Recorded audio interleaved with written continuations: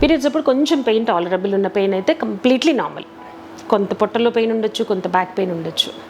ఎప్పుడు నార్మల్ కాదు, అసలు లేవలేము, ఆఫీస్కి వెళ్ళలేము, కాలేజ్కి వెళ్ళలేము, మంచం మీద పడుకుని ఏడుస్తూ మందులు వేసుకుంటుంటాం. అలా ఉండడము క్వాలిటీ ఆఫ్ లైఫ్ మీద ఎఫెక్ట్ అయితే అది నార్మల్ కాదు. తప్పకుండా డాక్టర్కి చూపించుకోవాలి.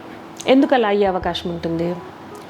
ఎండోమెట్రియోసిస్ అంటాము, అడినోమయోసిస్ అంటాము. ఋతుస్రావంలో జరిగే బ్లడ్ మొత్తం బయటికి రాకుండా కొంత లోపలికి వెళ్తే అలా నొప్పి వచ్చే అవకాశం ఉంటుంది.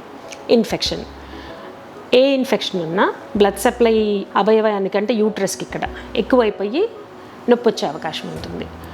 లోపల కాపర్టీ ఉన్నప్పుడు బాడీ ఏమనుకుంటుంది, నా బాడీలో ఏదో ఉంది దాన్ని తోసేయాలనుకుంటుంది. అట్లాంటప్పుడు పెయిన్ వచ్చే అవకాశం ఉంటుంది. ఇన్ఫెక్షన్స్, జనరల్ ఇన్ఫెక్షన్స్ కానీ సెక్షువల్లీ ట్రాన్స్మిటెడ్ ఇన్ఫెక్షన్స్ అయినా కూడా ఇన్ఫెక్షన్ ఉన్నప్పుడు పెయిన్ ఎక్కువ వచ్చే అవకాశం ఉంటుంది. సిగరెట్ స్మోకింగ్, ఇది completely unrelated and unexpected. Cigarette స్మోకింగ్తో కూడా పెయిన్ వచ్చే అవకాశం ఉంటుంది. అన్నిటికన్నా ముఖ్యమైనది, మదర్కి పీరియడ్స్ అప్పుడు పెయిన్ వస్తుందా, వస్తే డాక్టర్కి వచ్చే అవకాశం ఎక్కువ ఉంటుంది. ఓకే, ఇది ఎలా ప్రతిసారి నొప్పి ఉండడం కొంచెం కష్టం కాబట్టి చిన్న చిన్న ట్రీట్మెంట్స్ తీసుకోవచ్చు. వేడి నీళ్ళు హాట్ వాటర్ బాటిల్తో massage, yoga, exercise, walking, easily digestible foods అట్లాంటివి. ఏం చేసినా తగ్గకపోతే తప్పకుండా గైనకాలజిస్ట్ని సంప్రదించాలి.